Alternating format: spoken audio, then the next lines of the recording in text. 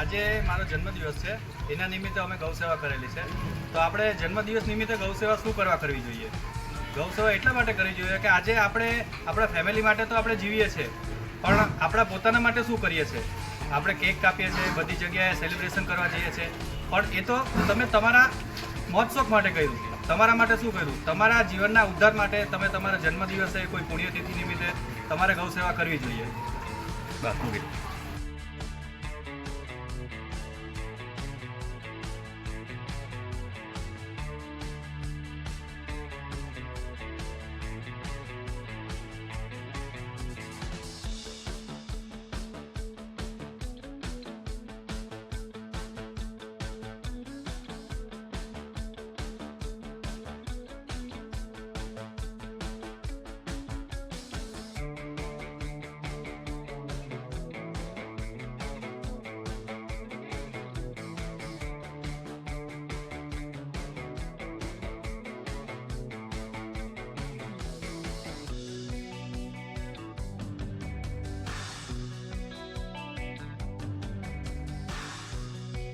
જે સત્ય સેવા જીવડા ટ્રસ્ટના આજે એવા સેવક જોડે વાત કરવા જઈ રહ્યો છું કે જેની ઉંમર 70 વર્ષ.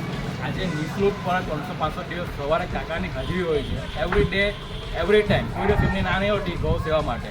આપણે આજે એમને પૂછીએ કે આજે એમને કેવું લાગે છે 70 વર્ષની ઉંમરમાં લોકો ઘરે બેસે છે આજે જોવા માટે, પણ આ જે વ્યક્તિ છે એ સવારે ફક્ત ગાય માટે સેવા કરવા માટે આવે છે. તમને કેવું લાગે છે? તમારે બહુ જ ફાઇન લાગે છે. સેવા કરવા આવું છું તો મારો દિલ બહુ ખુશ થઈ જાય છે અને લોકોને પ્રેરણા આપું છું કે તમે લોકો પણ અહીંયા આવો, સેવા કરવા માટે જરૂર આવો. સત્ય સેવા જીવડા ટ્રસ્ટ એવું એક ટ્રસ્ટ છે જે બધાને સેવા કરવાનો લાભ આપે છે. જય શ્રી રામ.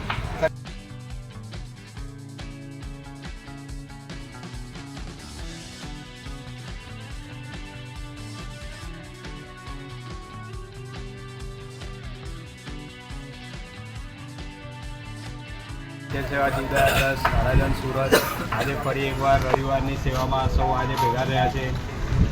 એમ કહેવાય છે કે હિન્દુ ધર્મમાં કે 33 કરોડ દેવી દેવતાઓનો વાસ છે આપણા ગૌમાં. આપ સૌને કોઈ પણ આપણા જીવનમાં કોઈ પણ ગ્રહોની કોઈ કમી હોય કે કંઈ પણ તમને નડતું હોય, નડતરરૂપ કંઈ પણ આવતું હોય, એક ગૌ માતાની સેવાનો આપ ઉપાય કરો જેનાથી આપને સૌ નડતર બાધાઓ દૂર થઈ. આપ સૌને આગ્રહ છે કે બને તેટલી શક્ય હોય જેટલી ગૌ માતાની સેવા કરો. ગૌ માતાને દાન આપો, ગૌ માતાને ઘાસ ખવડાવો, શક્ય હોય એટલી સેવા કરો. જય ગૌ માતા, જય ગણેશ, જય શ્રી કૃષ્ણ.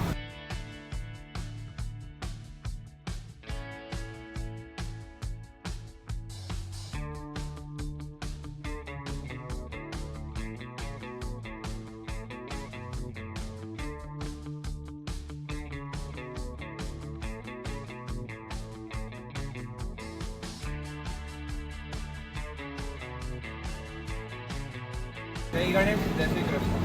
આપણે ગૌ સેવા જે કરીએ છીએ એનાથી શું લાભ થાય છે? તો સૌથી મોટો ને એક સરળ જે લાભ થાય છે આપણા જીવનમાં કે આપણા પુણ્યનો ઉદ્ધાર થાય છે. પુણ્ય આપણા એ વધે છે. આપણે પાપ કરીએ તો પાપનો તો આપણે ભોગવવાના જ છે, પણ આપણે પુણ્ય કરશું કે ભવિષ્યમાં આપણે ક્યારે ભગવાન એનું છે ને ફળ આપણે ખબર નથી.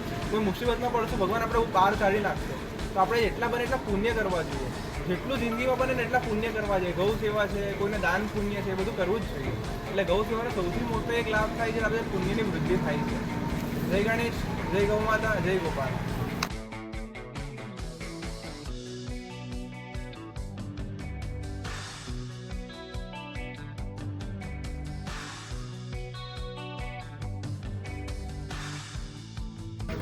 નમસ્કાર. સત્યજીવ દયા ટ્રસ્ટમાં મેં જોઈન કરીને બહુ ખુશ છું અને સેવા આપીને. સત્યજીવ દયા ટ્રસ્ટમાં બધા મળીને બધા આવો અને જોઈન થઈ જાઓ સત્યજીવ દયા ટ્રસ્ટમાં અને સેવા આપવા સપરિવાર પધારો. એક સંસ્થા છે, બહુ સારી રીતે સેવા કરવાનો લાભ આપે છે બધાને. તમે બી આવો અને સપરિવાર જોઈન થઈ જાઓ આ સત્યજીવ દયા ટ્રસ્ટમાં. શ્રી રામ.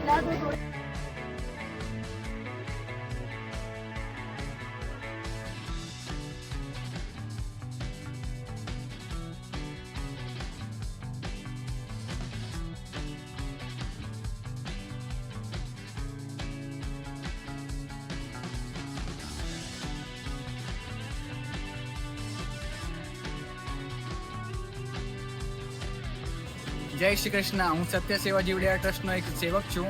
તમારા ઘરમાં બર્થડે હોય છે, કોઈ બી તિથિ હોય છે, મરણ તિથિ હોય છે, તમે અમારી સાથે ઉજવી શકો છો, સેવા કરી શકો, ગાયની સેવા કરી શકો છો. તો તમે પધારો અને ખૂબ આનંદ મળશે અને ખુદ તમારા પુણ્યનું કામ વધશે. જય શ્રી કૃષ્ણ.